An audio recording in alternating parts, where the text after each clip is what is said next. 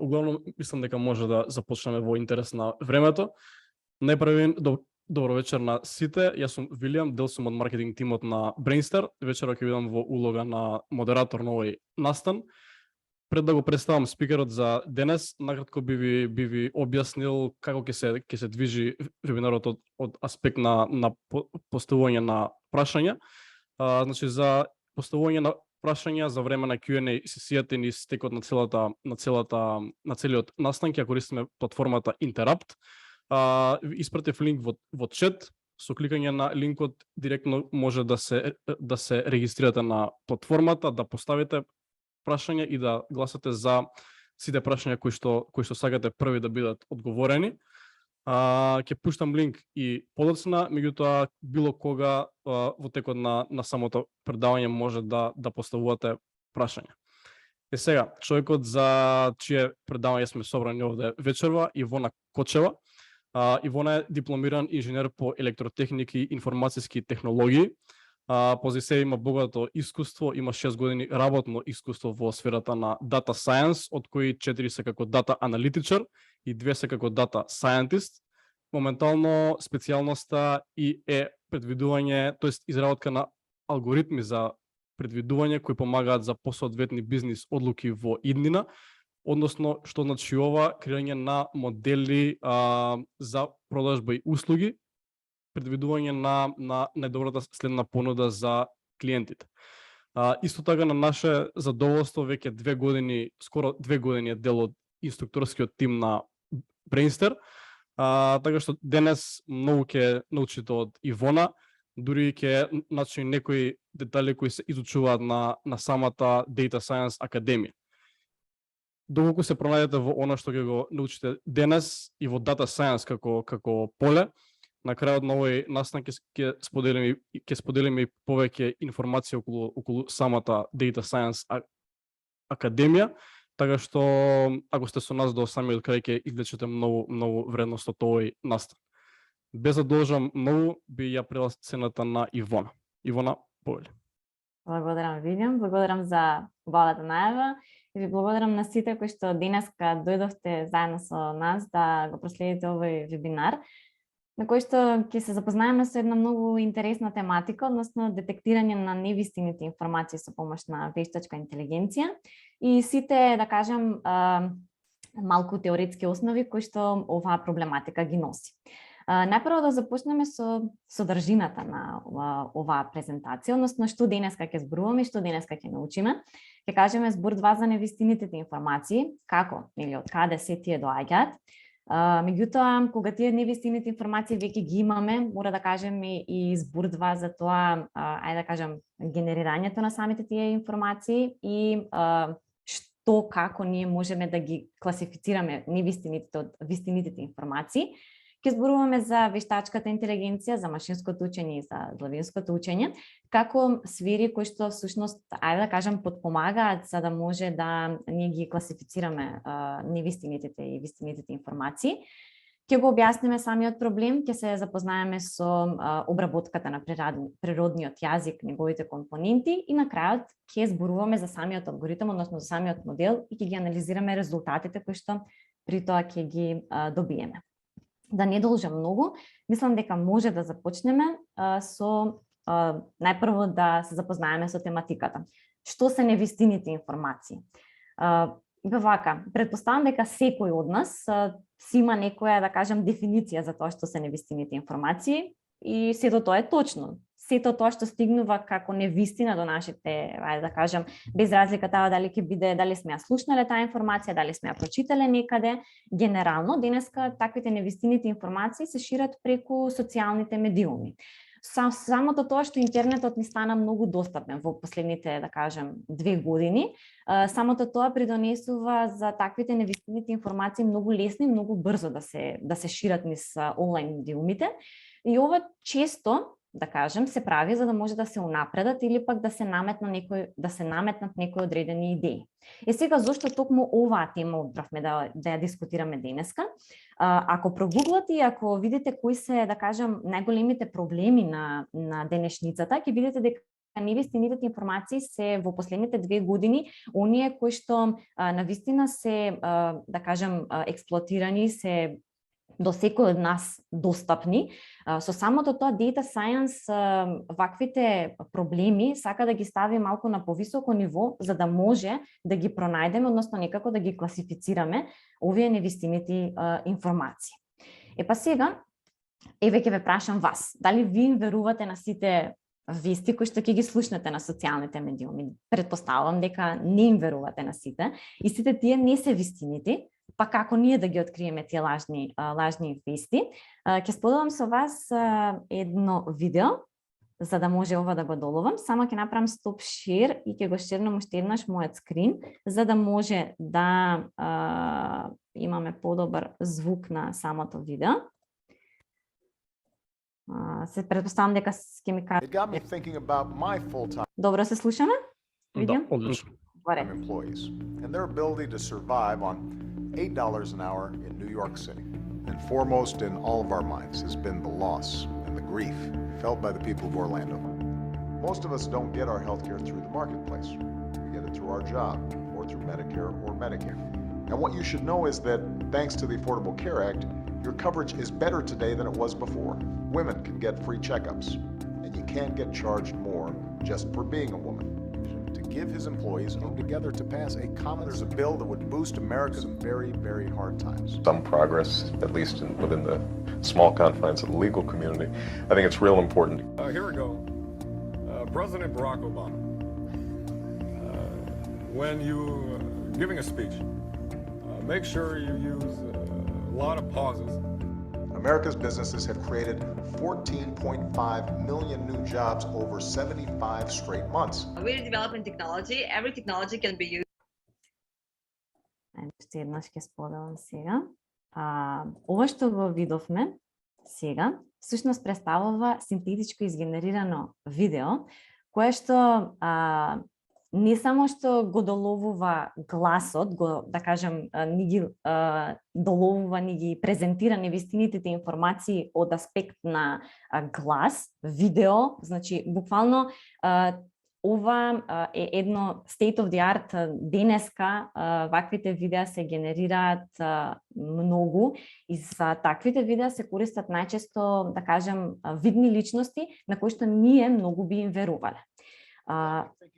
Само извинете, да одиме. Сега, би ве прашала вас која е последната невистинита вест што сте ја слушнали, може би многу ви изреволтирала. Дали тоа може не мора да биде последната вест, меѓутоа може да биде некоја вест која што сте ја слушнале во последните, да кажем, не знам, во последно време и навистина ви предизвикало некаков револт.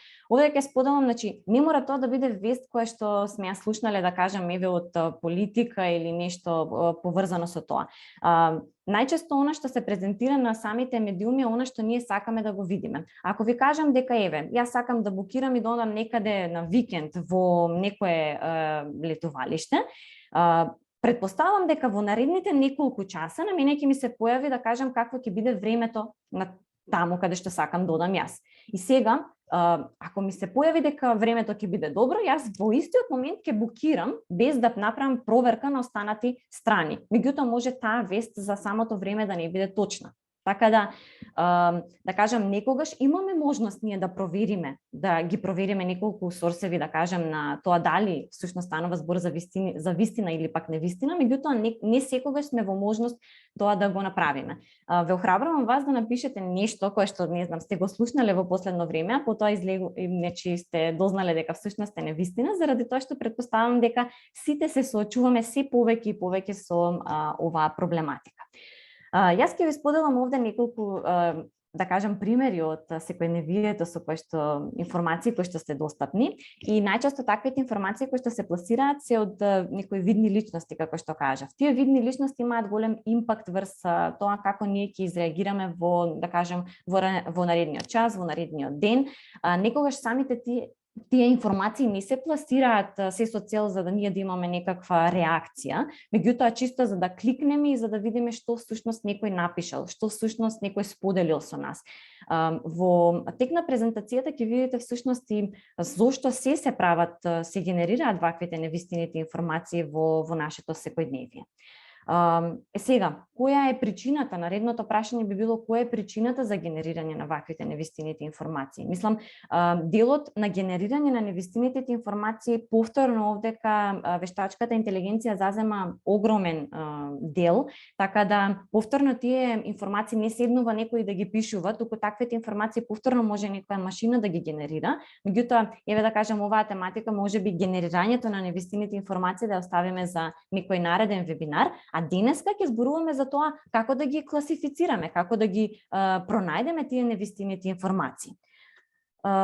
Исто така можете во чат да пишете која е причината, која сметате вие дека е причината за генерирање на невистините информации. Јас ќе ви споделам само неколку од причините зошто се генерираат невистините информации. Едната работа е дека се повеќе и повеќе ние сме, да кажем, присутни на социјалните медиуми. И дури тоа што се споделува во вид на, да кажем, дури и слики, не се вистината која што ние ја, да кажем, ја живееме или некој ја живее, така да сакаме да бидеме видени и слушнати. И исто така тие се лажни информации кои што не укажуваат, да кажем, вистинската слика, реалноста која што треба да се отсликува. Информациите се социјална валута. Тоа треба да го знаеме на денешно време, заради тоа што дури ако се неточни, тие претставуваат некаква валута, така да нашето кликање на самата таа невистината информација, некој во позадина има дополнителен некаков финансиски удел. Во позадина работат некакви алгоритми, кои што исто така тие алгоритми се веќе, да кажем, имаат некаква своја вештачка интелигенција која што вели да, она што јас ви го споделив како пример. Сакаш да одиш таму на летување? Супер. Јас наредно што ќе ти кажам, ти сакаш да видиш дека таму времето ќе биде убаво. Таа е следната информација која што јас ќе ти ја пласирам. Така да сите тие информации всушност ние сакаме да ги видиме без разлика дали се вистините или невистините. Ние треба некако да ги филтрираме тие вистините и невистините информации, меѓутоа најголемиот, да кажем, удел во позадината на сите овие работи се на некој начин финансиите, колку ние да сакаме да веруваме или пак да не веруваме. Јас сега ќе прочитам, мислам дека да, лажните стримови со Елон Маск за криптовалути, слично е ова што го видовме со Обама. Да, тие се, значи, влијателни личности кои што всушност сакаат на нас да влијаат. Да, кампањата на Трамп која што е креирана во Велес е еден пример кој што, да кажем, во тој период беше некако бум и оттогаш започнаа, да кажем, се повеќе и повеќе да се генерираат ваквите невистинити информации. И сега зошто се креираат? Зошто, значи, ајде да кажем да тргнеме од почеток и да кажеме која е позадината на вештачката интелигенција, односно зошто почнале и како почнале да се генерираат вакви видови на информации. Ако еве се вратиме не многу назад, да се вратиме само 2 години наназад, и ако размислите кога започна ковид кризата, сите седнавме дома и она што ние го правевме беше постојано седиме на, да кажем, на социјалните или пак на било каков вид на медиуми, каде што сакаме да дознаеме што е тоа што се случува, а исто од друга страна, не само што ние сакаме да дознаеме што се случува, меѓутоа ние во секој момент генерираме и информации и податоци. Таквото генерирање на податоци, сметајте ги сите социјални медиуми кои што ги користите. Сите имаме со нас паметни телефони, со кои што правиме секој ден. Колку чекори денес имам поминато, тоа е податок кој што некој го користи понатаму за анализа. Потоа, сакам да видам колку време сум поминала денеска на телефон, некој го користи тој податок, таа информација која што ние всушност ја генерираме. Сето тоа всушност доведува до познатиот data explosion проблем. Сега, сервирањето на тие податоци, ги имаме тие податоци, па ајде да ги искористиме. Вештачката интелигенција како вештачка интелигенција постои уште од многу одамна. Меѓутоа, самите податоци не се креирале толку многу, со воведувањето, односно со појавувањето на овој data explosion проблем, всушност ние имаме огромен сет на податоци кои што може да се генерираат и може некако да се искористат. Сега, како што спомнав, вештачката интелигенција е таа која што не е нешто толку многу нова област. Значи, уште во 60-тите години овие алгоритми кои што денеска ги користиме некој ги напишал во некаков труд. Меѓутоа, што било проблемот и зошто тие, да кажем, алгоритми не се користеле? Зошто сега дошло времето да се користат тие алгоритми? Причината е заради тоа што тоа генерирање на информација, односно на податоци, компјутерската моќ не била толку, да кажем, на ниво кое што е денеска, немало како да се складираат тие информации и тоа предизвикува всушност за да не се користат и самите алгоритми. Ако може да најдете безброј различни видови на дефиниции кои што всушност кажуваат што е тоа вештачка интелигенција и најосновната дефиниција која што, да кажем, секако е валидна е дека сето тоа што не ја сочинува природната интелигенција, всушност ја представува вештачката интелигенција. Ако размислите малку подетално, ќе сватите дека всушност, ќе кажем дека и самиот калкулатор има некаква интелигенција. Меѓутоа, тоа не ја представува вештачката интелигенција, тој може побрзо од нас да кажем да ги пресметува некој троцифрен со троцифрен број. Меѓутоа, вештачката интелигенција, она што сакаме ние да го направи е да генерира некаква интелигентна машина која што ќе извршува активности онака како што би ги извршувал човекот. Тоа е она идеално кое што сакаме да го постигнеме. Апликации на вештачката интелигенција се повеќе и повеќе имаме околу нас, во било која област, да кажем, ја работите во секојдневието, сметајте дека вештачката интелигенција има удел. Овдека само некој од нив ќе начнам, значи во транспортот имаме веќе вештачка интелигенција, со тоа што ги имаме детектирање на самите автомобили, колку автомобили поминале на одреден пат, сето тоа е дел од вештачката интелигенција. Исто така во значи овие роботи со астронаутите кои што комуницираат, исто така се дел од вештачката интелигенција. Она што ние го кликаме на социјалните медиуми, значи нашите изразување на нашите емоции, повторно се апликации на вештачката интелигенција. Во медицината и како, ајде да кажем, дополнителен екстра консултант. Добро. Како дополнителен екстра консултант, исто така имаме, значи се користи и вештачката интелигенција. Вештачката интелигенција е првото нешто кое што се воведува како поим, меѓутоа овдека исто така ги имаме машинското учење и длабинското, односно machine learning и deep learning. Сега, што е поврзаноста и што е разликата помеѓу самите овие поими? Ако треба, значи напрво започнавме со вештачка интелигенција, кажавме што е тоа вештачка интелигенција. Од друга страна, deep learning и machine learning се всушност термини кои што многу почесто се користат во денешницата и тие се најчесто се опишуваат како подмножества на самата вештачка интелигенција. Значи, вештачката интелигенција може да ја сватиме како множество кое што се состои од овие другите две, machine learning и deep learning. Или можеме да кажеме дека длабинското учење и машинското учење се подмножества на вештачката интелигенција. Што точно значат, ќе видиме во наредните слайда. Да кажеме што е machine learning и како функционира всушност машинското учење.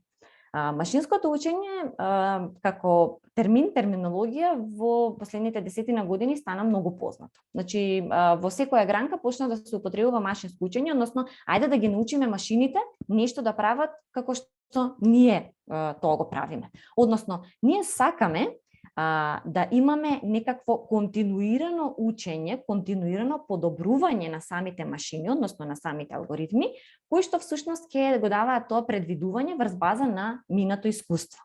Што тоа би значило? Јас во минатото имам некакво податочно множество, пример тоа дека биде од некои клиенти, и сега сакам тоа историски, сето тоа што го имам за самите клиенти, сакам да направам некакво предвидување за тоа што ќе се случува во иднината. Како ќе го направам тоа? Машинското учење всушност ни помага токму во таа цел, да можеме да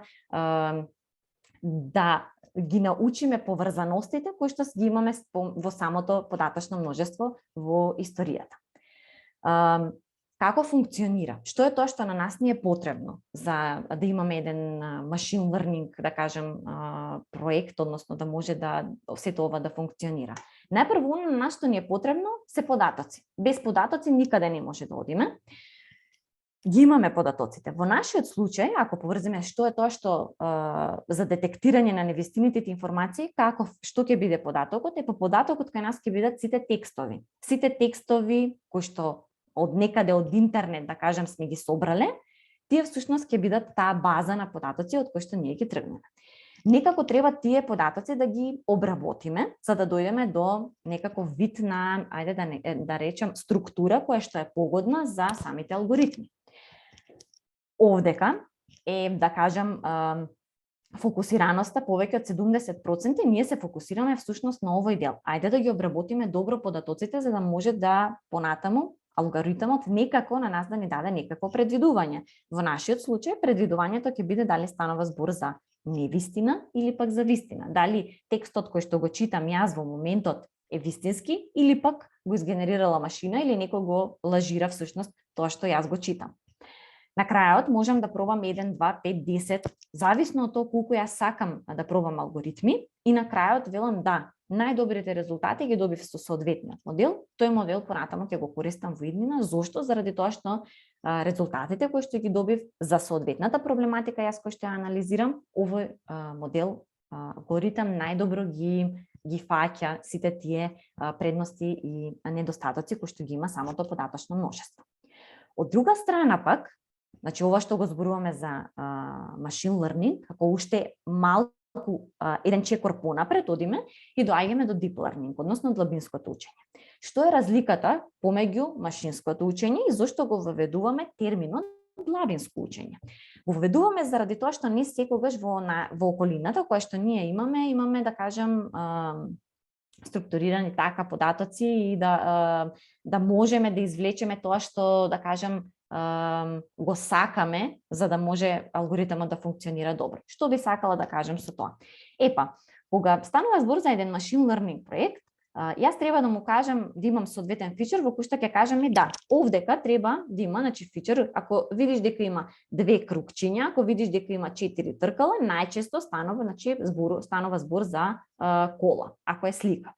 Од друга страна, овдека имаме пример за времето. Времето какво е? Значи, да, во зависност од тоа какви се временските услови, јас да одлучам дали да одам со кола или пак да не одам со кола. Длабинското учење оди еден чекор понапред, во кој што идејата на самиот deep learning се невроните, кои што всушност сакаме информациите да ги презентираме и да ги учиме онака како што ги учи човекот. Иако сепак алгоритмите се многу далек од тоа како човекот учи и како човекот напредува, меѓутоа базичната идеја е токму таа. Да се пренесуваат информациите помеѓу невроните и да може на крајот да се изгенерира таа невронска мрежа која што на нас преку континуирано учење ќе ни даде соодветниот резултат. Овдека самата тежина на длабинското учење всушност се однесува на бројот на слоеви на самата невронска мрежа. И овдека секако дека има соодветни да кажем разлики за тоа како вид на невронска мрежа користиме, меѓутоа тоа е да кажем една цел модул кој што исто така во самата академија на Data Science се обработува и се да кажем се учат тие дополнителни финеси. Ако зборуваме за апликација од deep learning пак, можеме сите ние се срекаваме со ваквите апликации, меѓутоа не знаеме дека некој всушност е апликација од deep learning. Брз визуелен превод, тоа веќе постои, значи е една многу интересна и доста користена апликација на deep learning. Чатбот и исто така и во медицината се користат чатбот, мислам дека веќе голем број страници кои што се денеска ги користиме имаат чатбот, и во медицината секако deep learning како дополнителен, како што кажав, консултант за, не знам, за детектирање на некоја болест или пак за како дополнително соодветно мислење. Секако дека не може да се замени, нели, domain knowledge кој што некој го има во самата медицина, меѓутоа ова може да биде како едно дополнително мислење. Други апликации, self-driving car, кое што исто така нели е доста популарно денеска. Не знам дали ви е позната колата која што овде кај гледате. Ова е на Tesla, сите ја знаеме, меѓутоа ова е на Google. Ако не сте знаеле, е една дополнителна информација. Исто така апликација на deep learning е опис на слика. Многу, да кажам, софистициран начин, заради тоа што дури како да кажем, е од поновите истражувања кои што се правени во оваа област, заради тоа што секако треба, нели тоа што ќе го напишеме, имаме соодветна слика, да кажем да, овдека на сликата имаме човек кој што свири гитара. Сега за нас тоа е логично, меѓутоа алгоритмот тоа сам да го состави и да го напише и тоа да биде, нели, и точно напишано, не само да бидат зборчиња, секако дека има своја тежина. И тука се собирањето на самите новости и исто така како што тоа што ние сакаме денеска да го да знаеме, односно класификација на самите новости, дали станува збор за вистина или пак за невистина за самиот текст кој што го читаме. И сега да го презентираме нашиот проблем, кој што денеска сакаме да го обработиме. Всушност станува збор за проблем кој што го засега целото општество, меѓутоа ги засега и бизнисите, како овдека станува збор за како за печатените, така и за дигиталните медиуми. Значи, она што ние го, да кажем, во последно време го анализираме се или најчесто го користиме се дигиталните медиуми. Меѓутоа, зошто е тоа така? Заради тоа што социјалните мрежи се идеално место на кое што вие може да споделите некаква информација. Таа информација многу може брзо да се расшири и влијанието кое што ќе се постигне со таа информација, односно со тоа што ќе милиони корисници во истиот момент може да ја прочитаат, ќе биде достапна за сите нив, тоа е супер. Овдека би сакала да прочитам што имаме овдека во чат, дали имаме нешто дополнително интересно. Да, може со лажните информации многу лесно да изманипулираме луѓе. Да, луѓето многу време поминуваат на социјалните медиуми, кликањето, сите тие видувањето всушност на тие невистините информации, исто така во позадина секој добива финансиска основа, финансиски бенефит. И финансискиот бенефит е всушност и првата причина зошто се генерираат ваквите информации. Така да сите работи кои што ни текнуваат, всушност се точни за самите невистини информации, малку контрадикторно.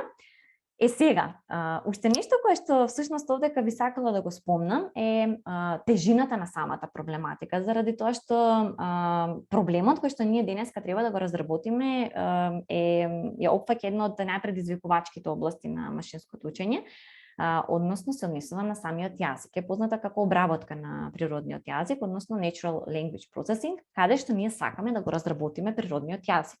Многу е лесно кога имаме структурирани, лесно, поинтуитивно за нас. Кога станува збор за податок, ние си прво нешто кое што на нас не текнува е некоја табела на податоци, и тоа е тоа. Меѓутоа, податок, како податок, може да представува и текст, може да представува и слика, може да представува и видео, се тоа е податок. Меѓутоа, самите тие податоци многу потешко може некако да ги преточеме до самиот, значи да го извадиме тоа што на нас не е потребно и да стигнеме до посакуваната наша цел. Сега, исто така, да кажем, невистините информации кои што се ширија за време на COVID пандемијата во социјалните медиуми предизвикува многу, ајде да кажем, начини како луѓето и психички и финансиски беа загрижени заради тоа што самите тие информации се пласираа и некако требаше да се изфилтрираат што е невистините, односно зошто, да кажем, тие невистините информации толку многу се пласираат. Не постои се уште закон кој што вели дека да, таквите невистините информации некој не може да ги пласира. Значи секако дека тие се доставуваат до нас и на нас е дали ние ќе ги сметаме како вистина или пак како невистина. Сега, сите овие податоци кои што ги спомнав се, да кажем, сложено предизвикувачко, имаат некакво ниво, меѓутоа NLP особено тежок, бидејќи бара да се истражува самата човечка комуникација и самата човечка свест. Обработката на природниот јазик има, да кажем, ќе сретнеме многу различни прикажувања. Едното е дека тој представува една симбиоза од компјутерската наука, од вештачката интелигенција и од човечкиот јазик, и тоа е точно, да, заради тоа што ги имаме сите заедно. Од друга страна ќе го најдете како подмножество кое што не подмножество, туку засебно множество кое што функционира настрана и од вештачката интелигенција, од машинското учење, од логинското учење. Некаде ќе го најдете како внатре вметнато како подмножество. Така да сето тоа е точно. Некогаш зависи и од, да кажем, истражувачот во која насока цели, самите, да кажем, во моментот кога вие го анализирате соодветниот текст, каде сакате да го насочите и што е тоа што вие го замислувате. Сите работи се точни, овдека добро е тоа што, да кажем, малку е отворен погледот и сите размислувања се прифаќаат и се земаат дека се да, во ред, тоа е точно и за самиот проблем тоа се објаснува како да биде нешто во ред. Компоненти кои што ги има самата обработка, односно на природниот јазик, односно NLP, и дека од една страна ние сакаме да го разбереме тој јазик, значи сакаме да помогнеме на самата машина да го разбере човечкиот јазик. А од друга страна пак имаме потреба да го генерираме тој таков јазик, кој што овие две гранки се разделуваат, всушност се манифестираат како две компоненти на самиот NLP, заради тоа што едното и другото се различна проблематика која што треба да се анализира. И сега во кои области пак се користи NLP? Во превод, во спам детектор, во анализа на социјалните мрежи, зошто секаде каде што имаме ние текст, всушност можеме да правиме нели некаква со тој текст некако да се играме и сакаме на пример да го искористиме во одредена област. Она што би сакала овдека да го прокоментираме преводот, кој што ние всушност ако сте го користеле Google Translate пред 5 години, ако го користите денес, може да видите всушност колку голем прогрес има во начинот на преведување на текстови и колку всушност ние денеска имаме подобри перформанси на самиот Google Translate. Зошто е тоа така? Па ние му помагаме на самиот Google Translate заради тоа што ние секојдневно генерираме податоци и со самото тоа алгоритамот учи, станува подобар и се подобар и подобар. Она што ние всушност го имаме како еден ML проект, односно што е тоа што на нас ни треба, на почетокот како што спомнав, да ги имаме некако податоците. Меѓутоа, и доколку ги имаме ние податоците, потребно е некој на нас да ни каже која е бизнис логиката. Значи, што е бизнисот кој што на крај треба јас да го добијам, односно, што е тоа што јас всушност ми е целта на мене на мојот проект. Потоа некој треба да ни ги сервира, да ни ги даде податоците, заради тоа што во ред кажав јас дека на нас не се потребни текстови, меѓутоа некој треба да ги превземе сите тие текстови и да каже да, во оваа база се наоѓаат текстови по кое што имаме вистините информации и невистините информации. Или пак некако треба нели да се преземат со некаков код, како и да е тоа, на нас за да го започнеме самиот овој циклус, потребно ни е некако да ги имаме тие податоци сервирани. И сега кога веќе ги имаме тие податоци, треба да најдеме начин како да ги обработиме. Да ги обработиме за да може да бидат соодветни за самиот алгоритам. На крајот го имаме самиот алгоритам, правиме, го гледаме, го анализираме самиот модел за да дојдеме до посакуваниот, односно да го избереме најсоодветниот модел.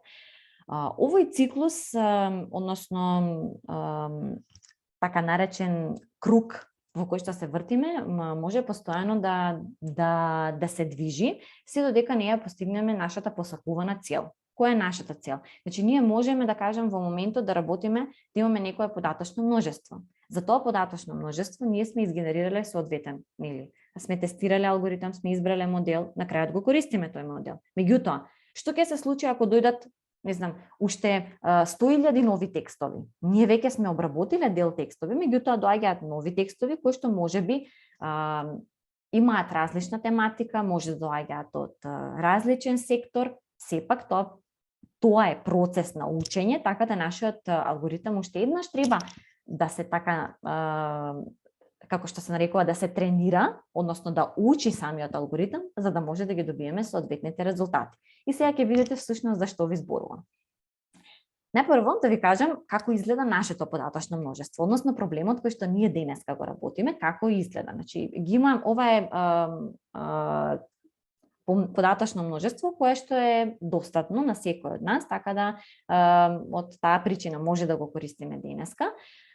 Базата која што ние денеска ја користиме всушност се состои од нешто повеќе од 40.000 записи, во кои што имаме вистините и невистините информации. Што е тоа што да кажам го имаме ние? Имаме наслов на самиот податок, на самиот текст кој што го анализираме, текстот кој што го имаме внатре, од која област е и на кој датум тој текст е всушност публикуван.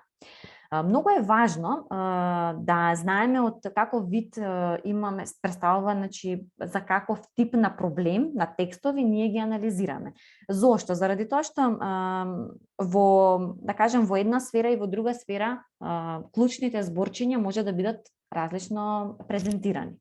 Така да тоа е еден фичер, односно еден податок кој што на нас може многу да ни смени, дали станува збор за, да кажем, вест кој што се публикува како политичка новост, од друга страна ако имам вести кои што се од областа на спортот и вести кои што се од областа на, да кажем, на временска прогноза. Сите тие имаат различен контекст, различен корпус, различно изгледаат, различна е, да кажем, зборовите кои што се користат, така да сето тоа треба ние всушност некако да го проанализираме и да кажеме во самото податочно множество дека да, види, овдека имаш за спорт, овдека имаш временска прогноза. Тие се комплетно различни текстови и треба некако алгоритмот да свати дека станува збор за различни вакви текстови. Уште една битна работа која што ние овдека ја имаме е балансираноста на податочното множество. Што сакам да кажем со балансираноста на податочното множество е дека вие не може да ги детектирате невистинитите информации од вистинитите, ако имате, например, ќе зборувам за многу мало, например, имате 100 статии во кои што имате вистински податоци, а имате само, не знам, 5 текстови кои што се со невистински информации.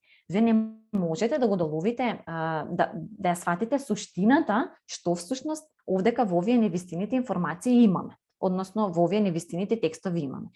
За секој машин learning проект важно е да имаме балансираност на податочното множество или пак доколку го немаме, постојат техники преку кои што ние може да направиме од небалансирано да стигнеме до балансирано податочно множество. Заради тоа што нема смисла таквите небалансирани податочно множество да го анализираме и на крај да дадеме некакви резултати.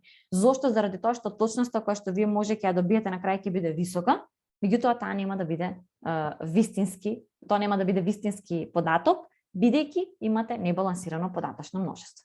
Овдека кај нас, за среќа, имаме балансирано податочно множество. 20.000 статии од вистински новости и 20.000 статии од невистински новости. Приближно. Наредниот чекор е да се разработат податоците, односно да го разработиме самиот текст. Прашање кои што ние би си ги поставиле, без разлика, не мора да имаме никакво познавање од самата област, Уна кое што можеби на некој од вас во моментот сега се замисливте и се прашувате, добро, дали треба некои зборчиња да ги занемарам од податочното множество? Дали има такви некои, да кажем, зборови кои што може да ги отфрлам од самото податочно множество? Дали има некои зборови кои што можеби треба да ги третирам како клучни, како значајни зборчиња? Сето тоа е важно и да, всушност треба да се направи ваква анализа на самото податочно множество, заради тоа што ако зборуваме за нашиот јазик, зборови кои што се сврзници, прилози, не би сакале да ги имаме во податочното множество, бидејќи не ја доловуваат тежината во податоците. Тоа е всушност тоа што ви го кажа. Значи важно е за за секој текст некако да го обработиме. Важно е да кажеме што се тие, во англискиот збор те се наречени stop words кои што не додаваат никакво значење на самата реченица, меѓутоа може едноставно да се игнорираат тие и нема да се жртвува значењето на реченицата. Реченицата, значењето, тежината ќе се има повторно, меѓутоа, она што ние сакаме овдека да го направиме е всушност да ги отфрлиме тие непосакувани зборови. Овдека има еден така наречен word cloud кој што всушност ги селектира таквите зборчиња во нашето податочно множество и вели да, ова се зборчиња кои што ние всушност ги имаме во податочното множество, а не ни даваат никаква тежина. Од друга страна, кога ја правиме обработката на текстот, односно правиме некаква анализа на самото податочно множество, секако дека сакаме да се запознаеме со текст, односно со зборчиња кои што најчесто се користат во невистинитите информации и зборчиња кои што најчесто се користат во текстовите кои што се вистински. Сега, овдека баш да кажам се доловува она кое што ние сакаме да го потенцираме, дека за самото податочно множество гледаме во вистинските информации, она кое што многу често се користи е Вашингтон, United States, значи за нашето податочно множество кое што овдека го имаме. Од друга страна, во невистините информации го имаме Доналд Трамп, го имаме Time, го имаме Say, значи сите тие зборчења најчесто се користат во текстовите кои што имаат невистините информации. Во делот на анализа вие може да бидете креативни колку сакате. Не мора само единечно зборче да анализираме. Можеме да анализираме две зборчиња едно до друга, кои најчесто две зборчиња одат едно до друга во вистинските, кои во невистинските текстови. Кои три зборчиња последователно најчесто одат во вистинските и во невистинските текстови. Исто така, овдека имам уште еден, да кажем, дополнителен слайд кој што всушност вели добро, ајде да видам каква е распределбата на бројот на карактери кои што се среќаваат во самите текстови. Зошто е ова важно? Важно е од самата причина, бидејќи овдека гледаме дека 2500 знаци во текстови најчесто имаме кај вистинските текстови, а лажните текстови имаат 5000 знаци. Дистрибуцијата овдека ни покажува, нели, бројот на карактери кои што се користат е од огромно значење за нас, заради тоа што ова може да биде како некој флек кој што вели да, ако имаш повеќе да кажем карактери во самиот текст, може би треба да размислуваш дали станува збор за вистински текст. Ова е првата причина која што, ајде да кажем, би требала да не иницира и да каже дека да, може би станува збор за текст кој што е невистински. Од другата страна, како ќе ги поврземе, како ќе го поврземе обработката на текстот и машинското учење. Спомнавме за машинско учење, го спомнавме и текстот. И сега, кај текстот, важно е некако ние да го обработиме. Ние направивме некаква анализа, меѓутоа како тој текст јас подоцна ќе го внесам во алгоритмот за машинско учење. Алгоритмите за машинско учење работат само со нумерички податоци. Значи, мораме некако текстуалните податоци кои што ги имаме ние да ги конвертираме во такви нумерички колони, односно во некаков тип на вектори. Тоа значи дека ние треба да го преработиме текстот и всушност тоа е таа обработка на природниот текст. Она што го дискутиравме пред процесирањето на текстот, отфрлање на сите тие зборчиња кои што представуваат небитни, односно не додаваат никаква тежина на самиот текст. Исто така, отстранување на запирки, точки, остварување на некакви специјални символи, отстранување на бројки и слично. Исто така, многу важно нешто кое што овдека сакам да го спомнам е, пример, имате house, houses, housing. Дали сите тие зборчиња едно исто значат?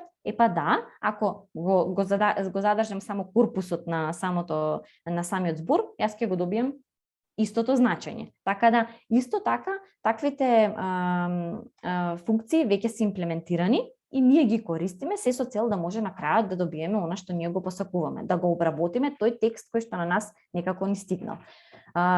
Еве овдека ни е даден, да кажем, како тоа оди, го имаме само некаковиот текст, значи некој ни го дал на нас текстот, некако ги сакаме да ги извлечеме битните информации и на крајот да стигнеме до тој вектор, кој што векторската репрезентација односно нумеричките колони ќе ги сервираме на нашиот алгоритам кој што ќе го користиме. Зошто е тоа така? Тукму од самата причина, заради тоа што алгоритамот кој што ние го користиме всушност во позадина има некаква, ајде да кажем, математика, некаква логика. Алгоритамот не може таа логика да ја, како ние луѓето што можеме или да ја согледуваме одведнаш, на алгоритамот му е потребно некако ние да го преработиме податокот за да може на него да му го сервираме. Токму тоа всушност ние сакаме да го постигнеме со поврзувањето на текстот со машинското учење. припремањето на самиот, значи од кога веќе податоците ни се подготвени, ние треба некако да избереме алгоритам, односно тренирање на самиот алгоритам, за да може тој алгоритам подоцна да го користиме и да кажеме дека да, добивме соодветни резултати. Што сакаме ние всушност да постигнеме? Она кое што е важно во делот на машинско учење е всушност дека ние најчесто имаме податочно множество, еве дека ќе се направо да нацртам. Значи ние го имаме самото податочно множество. Сега како се прави тоа тренирање, односно учење на самиот алгоритам, па велиме најчесто 70% од податочното множество или 80% од податочното множество ќе ги земеме и овие, да кажем 70%, еве овде ќе напишам 70%, ќе ги земам и на овие податоци јас ќе го тренирам мојот алгоритам. А овие 30 кои што ги имам овдека ќе ги оставам и на крајот ќе го валидирам колку е добар мојот алгоритам кој што сум сакала, кој што сум го избрала, кој што сакам да се учи. Идејата е дека овдека сметајте дека имаме вистините, имаме невистините информации, алгоритамот учи постепено. Гледа, да, ако го сретнам ова зборче, најверојатно станува збор за невистините информации. Ако го сретнам ова, најчесто станува збор за вистините информации. Добро, во ред, да, стигнавме до овдека, го научивме тоа што го имаме од самите податоци. Сега, на ова податочно множество, кое што е невидено за самиот алгоритам, ајде да видам што е тоа што алгоритамот го прави. И сега сметајте, имате текст кој што е вистинит. Ако алгоритамот ви даде повторно вистина, супер, тоа е тоа што јас го посакувам. Имам вистини текст, меѓутоа алгоритамот ми дава дека станува збор за невистина, овдека алгоритамот несоодветно всушност ми дава несоодветна информација на крајот.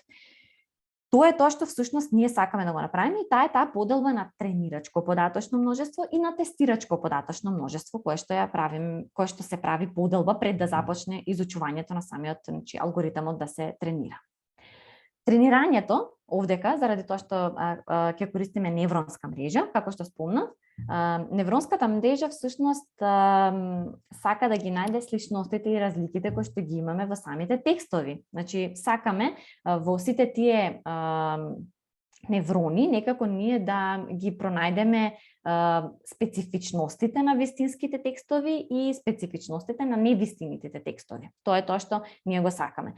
Тренирањето на невронската мрежа и самото градење на невронската мрежа е многу комплексен проблем, кој што исто така, значи има околу 4 недели само за оваа проблематика во Академијата за Data Science. Така да не е толку, да кажем, самата проблематика за нас изгледа дека е окей, интуитивно, меѓутоа самиот проблем не е толку интуитивен кога треба да се имплементира. Зошто го велам ова?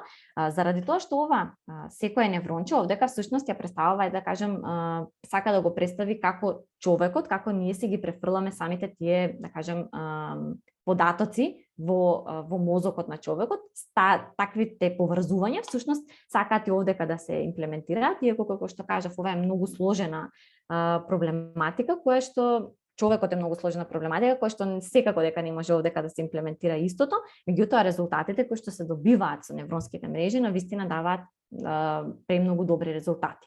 Што е тоа што всушност овдека се прави? Ако земеме слика, бидејќи е малку поинтуитивно за објаснување, од таа причина сликата овдека се користи, имаме еден пиксел. Значи секој пиксел од податочното множество некако се анализира. Гледам дека станува збор, дали станува збор за маче или пак не станува збор за маче. Сакам овој пиксел овдека да го анализирам и да утврдам дека ако овие пиксели кои што ги имам овдека, има, да кажем, две очи, овдека имаме, уши, соодветно имаме нос, имаме 4 нозе, опашка, изглед, значи, сето тоа треба всушност самата невронска мрежа да го научи. И тоа го учи невронската мрежа и на крајот на нас ни дава дали станува збор за маче или пак не станува збор за маче. Од друга страна, за нашиот проблем кој што го разработуваме, целта е да се анализираат сите тие делови кои што ги имаме, што е специфичноста во текстовите кои што се вистински, што е специфичноста во текстовите кои што се невистински, на крај да добиеме дали станува збор за вистински или пак невистински текст. Она што после анализата, односно после тренирањето на невронската мрежа, после одреден број на епохи, епоха значи дека се тренира еднаш податочното множество, значи ова врти еднаш, добивам некакви резултати. Уште еднаш ќе го пуштам од поново самото податочно множество. Зошто? Заради тоа што уште едната епоха ќе научи нешто дополнително во самото податочно множество, па повторно уште еднаш учам уште нешто дополнително во самото податочно множество и така тоа итеративно тече неколку епохи. Зошто? За да може за да добием подобар резултат. Па ние она што сме го добиле на нашето податочно множество, како што кажав, ова е специфично податочно множество кое што всушност е балансирано, сите критериуми се исполнети и ние доаѓаме до супер солидни резултати кои што се приближно, значи над 95%, кои што имаат точност повисоко 95% и тоа е супер за ваков вид на проблем. Не секогаш ние ќе добиваме вакви добри резултати. Треба, како што кажав, соодветно да бидат собрани податоците, соодветни текстови да имаме избрано, за да може ние да дојдеме до вакви добри резултати. Значи, секако дека ако податоците на почетокот не се добри, каков алгоритам, што и да направите, вие нема да добиете соодветни резултати. И уште едно нешто, матрица која што сакам овде да ја продискутираме е всушност за едно за нашето податочно множество кое што го анализиравме. Гледаме дека во 8 случаеви што се случило, алгоритамот вели, јас мислам дека овдека станува збор за вистински текст. Меѓутоа, вистинскиот, да кажам, самиот текст е всушност невистина.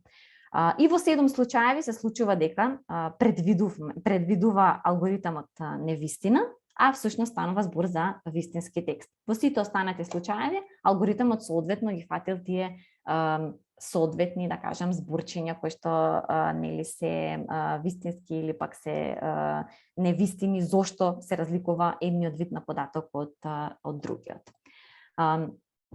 Самиот процес кој што овдека дава тежина и кој што, да кажем, всушност ќе направи дали вие ќе имате добри резултати или пак нема да имате добри резултати, се започнува од самиот почеток, од самите податоци. Каков вид на податоци вие имате? Ако имате несоодветни податоци, односно податочното множество кое што го имате е од различни видови на области, многу нормално дека вие нема да имате соодветни резултати овдека. Ако податочното множество е така собрано да вие имате доволно информација за областа која што сакате да ја анализирате, дали тоа ќе биде област, например, ако имате од спорт област, од спортот новости, треба да навистина се заангажираме, дали тоа ќе биде со веб скрепинг, значи дали некој тоа за нас ќе го подготви тоа податочно множество, податоците, вистинските податоци на почеток да ги имаме е клучно за на крајот да добиеме добри резултати од самиот алгоритам. Верувајте, каков и софистициран алгоритам, каква и невронска мрежа вие да изберете овдека, колку и слоеви овдека да градите, доколку немаме соодветни податоци, сето, да кажем,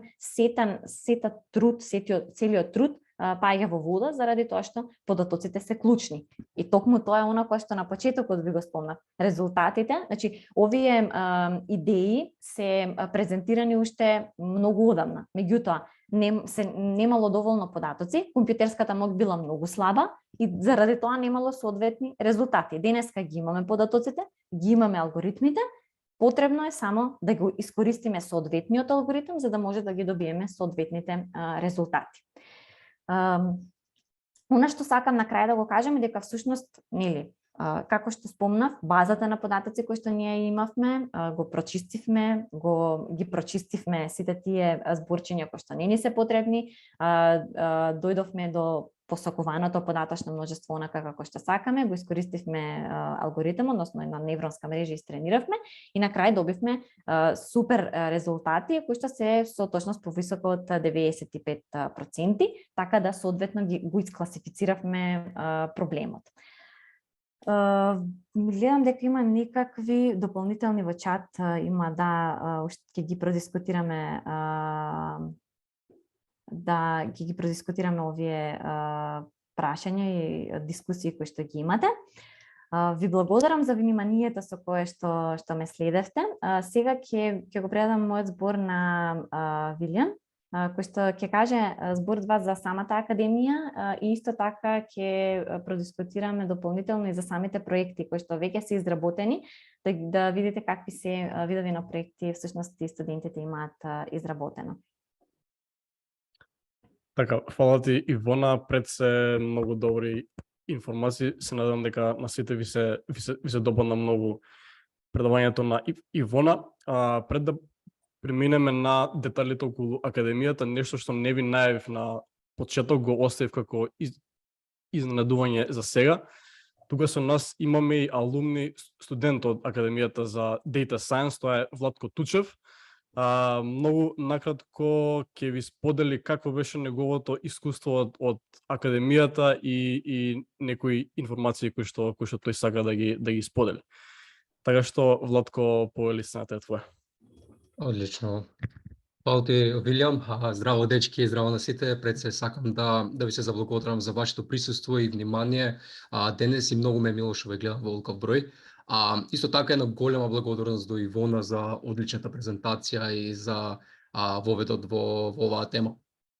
Прво би сакал да ви се представам на кратко и да ви споделам мои лични видувања за самата академија и општо за областа Data Science. Како што напомена и колегата Вилјам, јас сум алумни студент на Академијата за Data Science во Brainster и дел од самиот тим скоро 2 години.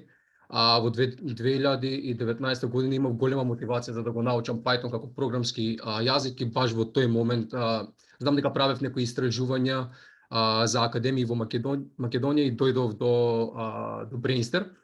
Пред да се запишам, истражав и гледав видеа на YouTube за самата област и имав отприлика размислување за што и како се учи, каде се применува, но во исто време ми беше толку многу конфузно, бидејќи не можев да се најдам, не знаев од каде да почнам, не знаев кој да го прашам. Знам имав момент кога директно налетав на алгоритми за machine learning алгоритми да пишувам во Python, а пред тоа да го познам програмскиот јазик како што треба и да знам како функционираат самите алгоритми. Па баш од оваа причина се запишав и на академијата и ова ми беше искрено најдобрата одлука што сум ја направил до сега, бидејќи носам директно искуство за квалитетот на самата програма и квалитетот на самиот инструкторски тим. Зошто беше најдобра одлука, бидејќи добив одличен тим од професионалци што несебечно го споделува своето експертско знаење и размислување и секогаш беа респонзивни кога и да имав некоја двумица или прашање, дури и во доцни часови, бидејќи како за инат пред легнување секогаш ми доаѓаат идеи и мотивација за работа и за учење. Така да,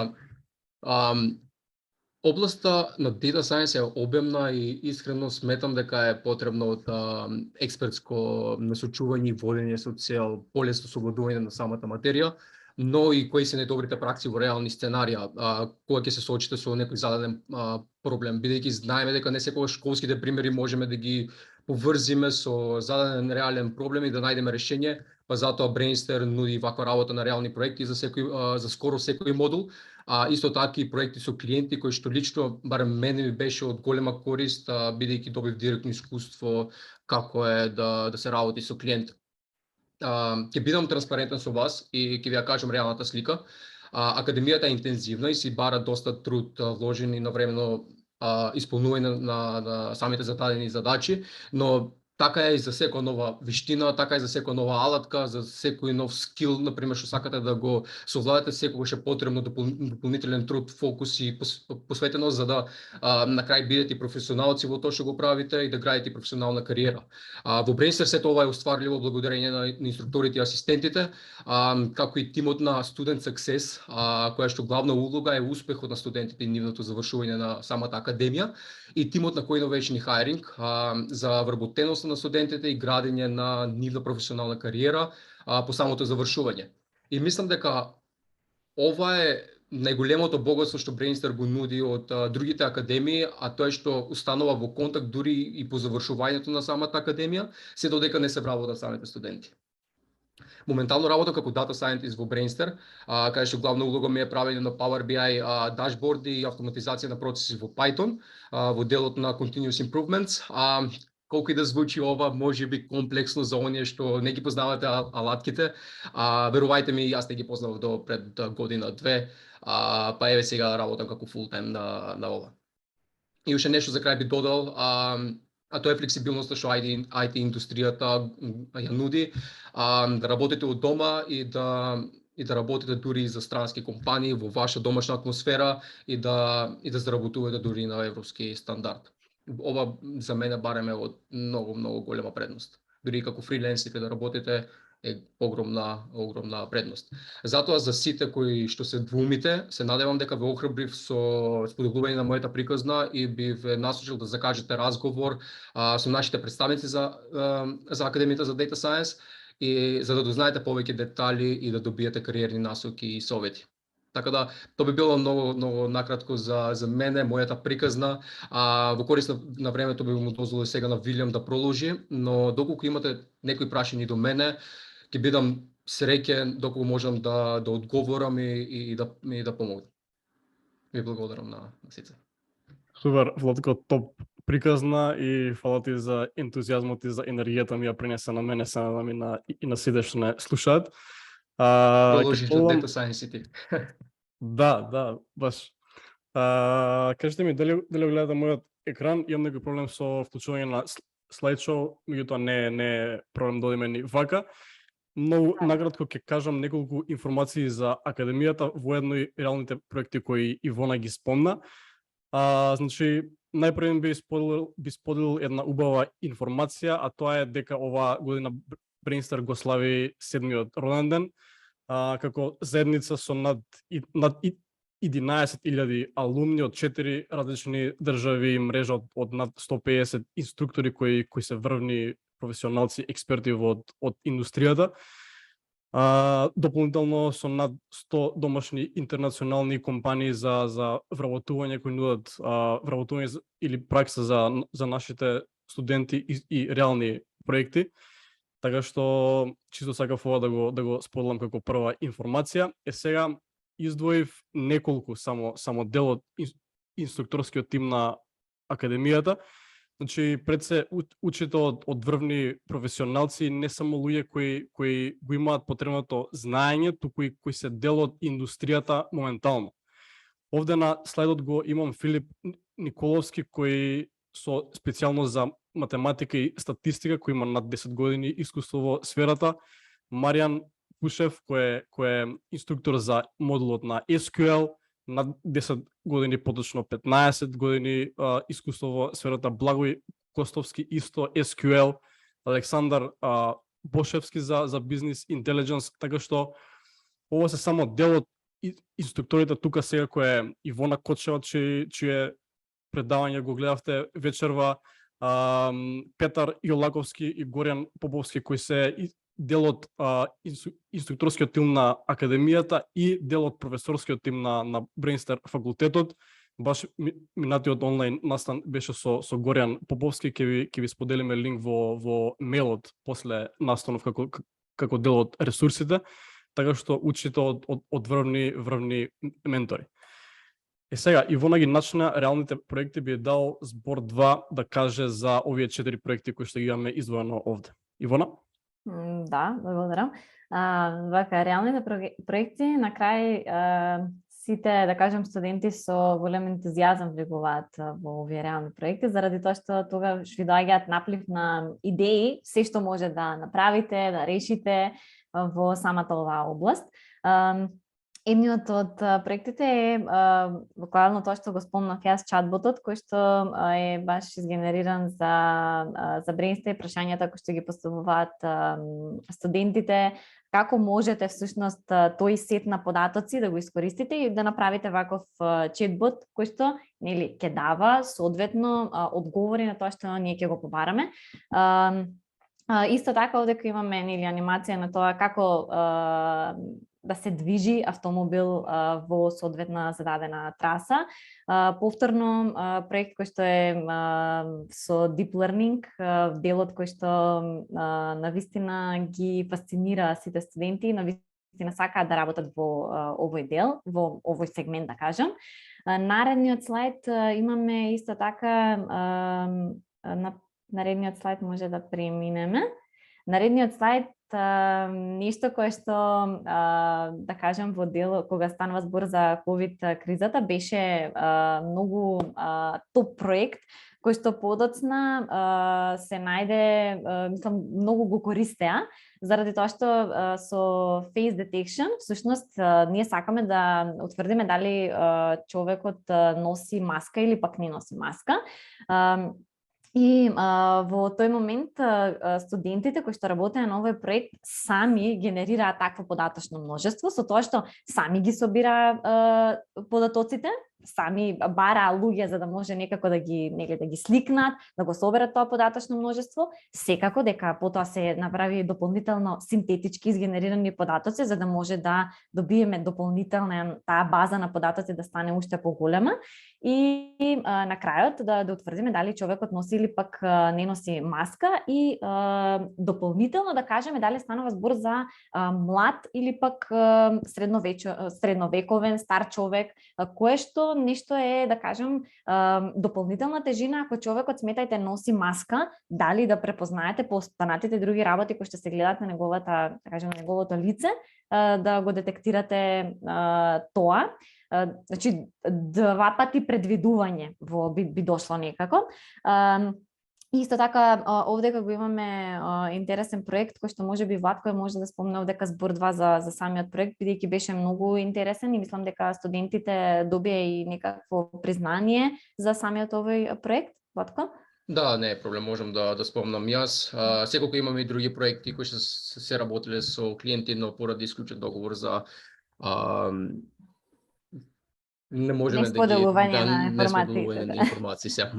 Така. А иначе Macedônia 2025 е изработка на Power BI дашборд или репорти за анализа на економски раст на земјата до 2025 година. Значи тука се земени повеќе соседни држави кои и со различни индикатори и мислам дека Вилјам, ако не ти е проблем, можеш да им ја споделиш и страната доколку сакаат подетално да го разгледат самиот проект и да ги видат функционалностите на самиот Power BI дашборд што се учи во текот на самата академија. Да, одека се само дел од проектите, како што спомна Владко, секако дека имаме доста проекти кои што не се овдека наведени, дали тоа е заради тоа што се работени со клиенти, бидејќи тоа е крајната цел, нели, да може да работиме на некаков реален проект кој што понатаму ќе има некаква додадена вредност. Додадената вредност всушност е токму тоа, ако имаме податоци, ни ги даде клиентот, тука најмногу се запознаваме со вистинските проблеми кои што можете да се соочите во тек на работата. Банкарските податочни множества се секако доста популарни и актуелни, исто така и кај студентите се многу популарни, заради тоа што овдека имате од едно податочно множество имате плејада на проблеми кои што можете да ги решавате. И тука ова е постојано итеративен процес кој што може да има подобрување, се подобар и подобар, да кажем, скор да добивате.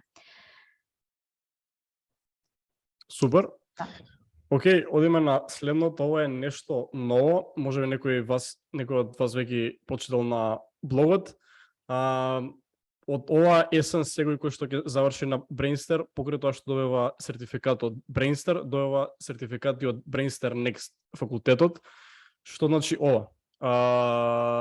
Добивате сертификат од високо образовна институција. Значи тие сертификатите се признаени од индустријата не само кај нас, туку и меѓународно со оглед на тоа што над 52, ако добро паметам, од нашите 100 плюс индустријски партнери кои вработуваат наши студенти се странски компании. Значи над пола од компаниите кои што ни се партнери се од странство.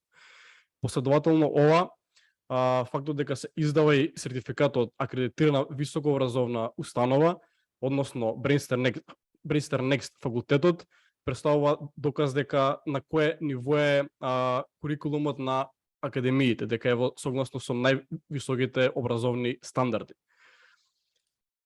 Следно, гордоста на Brainster, а тоа е тимот за коиновации вработување. Значи, што представува ова? Преку програмата за кои иновации на студентите им овозможуваме да работат на реални проекти на академијата, додека учат да секогаш да имаат проект, не само реални проекти, туку и хакатони, предизвици на кои ќе работат за да го стекнат за да стекнат hands-on learning, да практично да го применат оно што го учат на модулите, да научат вредно искуство не само на часовите, туку да стекнат искуство и како е да се работи со клиент, како да ги пренесат и да ги примат барањето од клиентот, како е да работат во тим, како се оно што го учат day to day практично да го применат на реални проекти. Секако дека работат на реалните проекти, тука се менторите кои што ги спомнавме. Така што овој тим е многу важен во Brainster.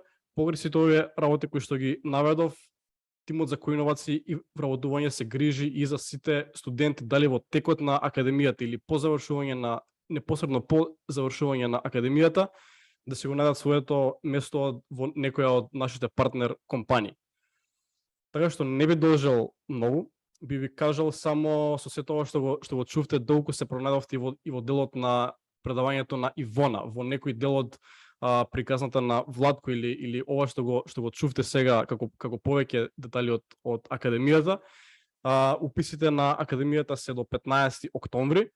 Би ве охрабрил во линкот на чет кој ќе ви го споделам сега повторно да аплицирате, за да имате средба со некој од нашите представници за академијата, каде што може да добиете повеќе детали, да ги прашате се што ве интересира, да видите дали Data Science е вистинскиот пат, кариерен пат за вас, дали Brainster е добар фит за вас, дали вие сте добар фит за Brainster и секако да продолжите понатаму.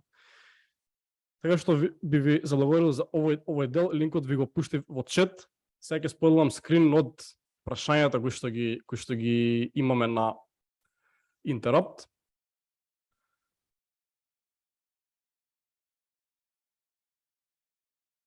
По меѓувреме, јас одека би прокоментирала, заради тоа што имаме, Facebook не дозволува некакви зборови да се користат во кога се пишува, така да тоа може би едниот флек кој што ќе ни каже да, ако нешто од вакво нешто се користи, така да може би тука имаме некаква вест која што, да кажам, невистината. Како што спомнав, како невистинитите информации се меѓу топ 10 најпопуларни истражувања кои што се од областа на вештачката интелигенција во последната година. Така да голем број на истражувачи секако да кажем, се прават токму во оваа област, не од некоја причина заради тоа што ова е интересно поле, не само заради тоа што е интересно, туку заради тоа што имаме потреба да знаеме тие невистините информации кои што се шират. Дополнително, ако прогуглате и прочитате за невистините информации, ќе видите дека всушност во денешницата и се смета дека наредните војни кои што ќе ги има, ќе бидат токму предизвикани од невистинитите информации. Толку голем удел имаат тие во нашето секојдневие. Така да може ние, јас започнав ние да кажам започнавме од проблем кој што не ќе ми каже дали е врнежливо, а всушност ќе биде сончево, нешто кое што на нас може би ќе ни смени нешто во нашето секојдневие, меѓутоа самите информации имаат многу поголем импакт во сфера, во човештвото. Се охрабрувам и сите кои што имате дополнително прашање, да поставите прашање, да прокоментираме, да продискутираме. Секако кога ќе добиете мејл, слободно можете дополнително и таму да поставите некое прашање, да оствариме некаква комуникација. На академијата исто така, ова го зборуваме, цела година се занимаваме со податоците и со тоа како може ние на податоците да им дадеме некаква тежина. И секој кој што, да кажем, се занимава со податоци, е љубител на податоците, ова ќе му биде многу интересен предизвик. Супер, добар осврт баш и сегова додека го кажуваше за војните и пред тоа целото предавање бидало само ми дојде во глава quote attention is the new currency, така. Така што тоа мислам дека е многу важно. Ќе дадам upvote на ова прашање. Тоест, да, нови коментар. Би почнал од првиот коментар, тоест немам прашање, но сега да кажам супер предавање. Фала ти. Фети прашува колку трае курсот за Data Science. Тоест академијата за Data Science. Да одговорам, може. Да, слободно или ти или да. Да, слободно одговори. Во ред. Вака, станува збор за академија која што трае 1 година, во која што не се изучува само делот со machine learning, се започнува од делови кои што опфаќаат Power BI, SQL, за на крај да дојдеме до делот на machine learning. Подетално можеби Владко може да споделиш детали и информации. Јас само би кажал дека моментално имаме и препрограма која ве спреми за почеток на самата академија. Да дојдете на некој начин полесно да може да навлезете во областа. Да навлезете во областа. Мислам дека тоа до сега не се покажало како Целата академија трае 1 година. Така да заради тоа што самата област е доста захтевна, би рекла, бара доста големо внимание, посветеност. Самите часови кои што ги имате се понеделник, среда, петок и исто така во сабота имаме воркшопи кои што траат 4 часа, така да сето тоа бара доволна ангажираност од ваша страна, за да може на крајот, да кажем, после завршување на самата академија, вие да бидете доволно спремни за да одите некаде кај некој, да кажем, работодавец и да кажете да, јас знам нешто за Data Science областа, заради тоа што ова е многу си бара внимание, а сето тоа е овозможено. Ако вие бидете доволно посветени во целата таа година, верувајте дека на крајот излегувате како готов продукт кој што може да настапи некаде како джуниорска, да заземе джуниорска позиција. Супер. Одиме на следното прашање, тоа е дали треба да имаме претходно предзнање за Data Science. Секое предзнање е добре дојдено, но со помош на инструкторите секој се почнува од нула. Првиот модул е SQL и она препрограма е всушност материјал кој што дополнително ќе ви даде знаење. Се почнува од нула, се почнува со инструктор, така да дори да немате предзнање, може да се почнете со Вака, најбитна е мотивацијата. Доколку имате мотивацијата, секако дека се може да се постигне. Тука се инструкторите кои што не себично секогаш споделуваат дополнително и материјали и се она што е потребно, доколку заради тоа што како што не сите доаѓаме со еднакво предзнање, сите доаѓаме можеби од различни области, меѓутоа ако се има доволна мотивација, тогаш може да се да кажам да се изучи целиот тој програм, со тоа што како што кажав, доколку некој има некое смета дека му треба некакво дополнување во некоја област, има и предпрограма која што тоа го опфаќа. Генерално пред модулите кои што имаат малку, да кажем, во делот на machine learning, пред тој модул има и дополнително најчесто материјали кои што ве введуваат пред да започнете со самиот материјал. Супер. Следното прашање, кога почнуваат предавањето и кој модул ќе почне да се изучува? Значи, уписите на академијата траат до 15 октомври.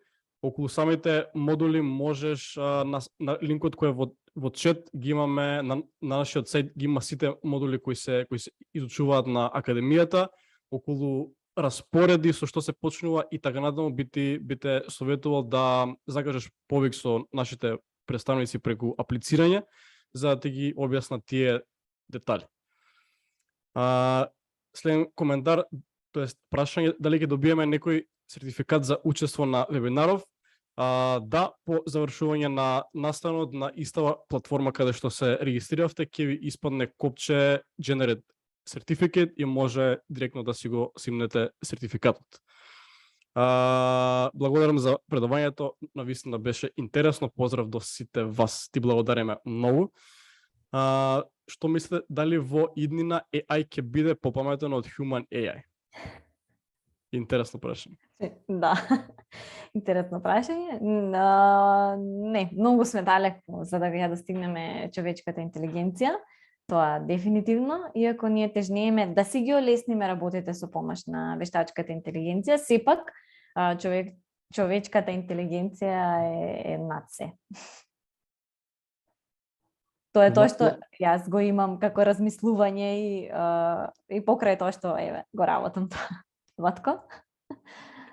Сепак сметам дека сме ептен рано за тоа, дури не можам да кажам дека и би било попамет каде и да е.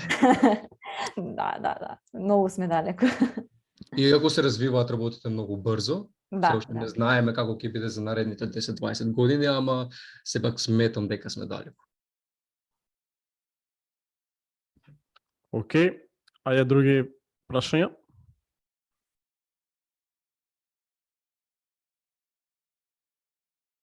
И да ви испадне прашање после настанот ќе споделиме наш мејл, како и да е, тука сме остануваме во контакт, меѓутоа имам уште некои десетина минути слободно, искористете на сите нас тука, поставете се што имате, дали од самиот настан или можеби за академијата, можеби некое прашање за приказната, за искуството на Владко, што и да е. Да, нешто кое што сакам да го дополнам во врска со самата академија е дека многу интересно е тоа што заради тоа што доаѓаат луѓе од различни области, кои што не знам работеле во различни области, потоа кога ќе се спојат, навистина даваат такви, би рекла, гениални идеи, заради тоа што не секогаш е потребно вие да имате, да кажам, знаење за самата област, за алгоритмите, за тоа како да ги имплементирате, потребно е да имате во област и domain knowledge. А вие ако сте, например, експерти, работите во некоја област 15 години, значи, вие веќе domain knowledge го имате за самата област, на вас ви останува само некои финеси, односно финесите, да кажем, за да можете тоа искуство да го преточите, уште да го надградите или да го пополните, да кажем. Многу добар коментар. Имаме следно прашање, колку дневно треба да се посветиме на академијата? Јас можам тука да одговорам. Со самите предавања што се во понеделник, среди и петок од 6 до 8 и работилница сабота од 9 до 1. Освен ова тековна настава на академијата, дополнително треба да се посветат барем уште 10 до 15 сат на неделно ниво, за да може да се согледа материјалот. Тоа би значило дека ако во понеделник имате предавање, во вторник вие повторно во истиот термин тие 2 часа ги посветувате за истата област, за да може веќе кога ќе дојдете во среда и учите нешто кое што е ново за вас, вие да имате го совладано тоа што било во понеделник. Да, и ви додал уште еден коментар тука дека платформата Brainster Learn што имаме за студентската платформа, секое предавање се снима, доколку на пример отсуствувате од некое предавање, ќе имате секогаш можност да го изгледате тоа, дури и предавањето на кои сте биле активни, отпосле да ги гледате другиот ден, секогаш се носи плюс вредност. Навраќате на некои работи кои што не сте ги заприметиле и се учи најдобро на тој начин. Да, имате имаат некои луѓе потреба да изслушаат 2 пати некое предавање и го добива тој аха момент. Ова беше тоа што сакав да го слушнам. Така да зависно од тоа каков е начинот на учење и на. Сега ако си кажи Владко во неговиот дел кога ја сподели приказната, дечки си бара учење, областа е една од потешките, меѓутоа почетната и јуниорска плата го оправдува тој самата поборувачка на пазар. Да. И ви споделиме од претходниот настан го споменав и претходно со Горан Поповски. баш таму сподели и трендови околу побарувачка на пазар, јуниорски плати и така натаму, така што ќе ви го споделиме и тоа за да ги имате и тие информации. Дали се добива сертификат по завршување на академијата? Ако да, дали е признаен интернационално? Да, го споменав ова во делот за академијата, од оваа есен добивате сертификат и од Brainster и од Brainster Next факултетот, така што добивате сертификат од високо образовна институција која што е признаена од МОН, така што е признаен сега. Владко, дали имаше некое претходно искуство со Python или SQL пред да ја започнеш академијата, или само желбата и волјата може да бидат клучен фактор за да се започне? Така, пред да започнам, она што го кажав и преска е дека гледав некои си YouTube видеа, гледав и можеби некои Udemy курс имам завршено за Python, но освен тоа претходно познавање немав никакво пред да запишам на академија. Дори сум сведок на студент што доаѓа од тотално различна област, никакво познавање со програмски јазици и на крај излева во топ 3 најдобри студенти од самата група и моментално е вработена во, ако не се лажам, во холандиска фирма како Big Data Engineer. И тоа само за една година. Значи мотивацијата е клучен фактор, желбата е клучен фактор и мислам дека без нив не можеме ништо. Така да, а со нив можеме се. Океј. Одиме на следно прашање, тоест коментар, дали Вилијам е стример?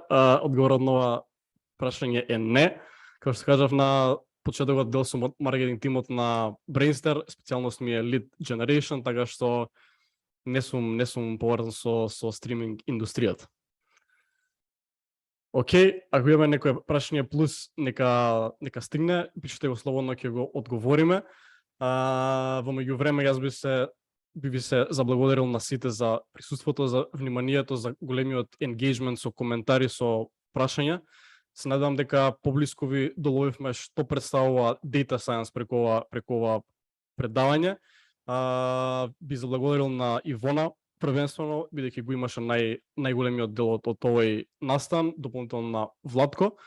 Фала ви на сите за присуството. Јас би дал збор на Владко и на Ивона да го одјават настанот. Фала и од мене што бевте присутни и тоа се гледаме на академија. Исто и од мене, фала ви на одличната дискусија, одлични прашања, и имајте убава вечер. Се гледаме на академијата. Чао. Фала ви на сите дечки, го имате линкот во чет, остануваме секако во контакт, дали на мојот мејл, дали на Владко Brainster.co и Ивона, така што тука сме за сите идни прашања, го имате линкот во чет. Уписани се до 15 октомври, како што спомнав, имаме некои 5 места, така што сите кои сакате да продолжите понатаму ве очекувам и се гледаме на академија. До тогаш имајте убава вечер и да се гледаме на академија, како се каже. Поздрав. Чао, чао.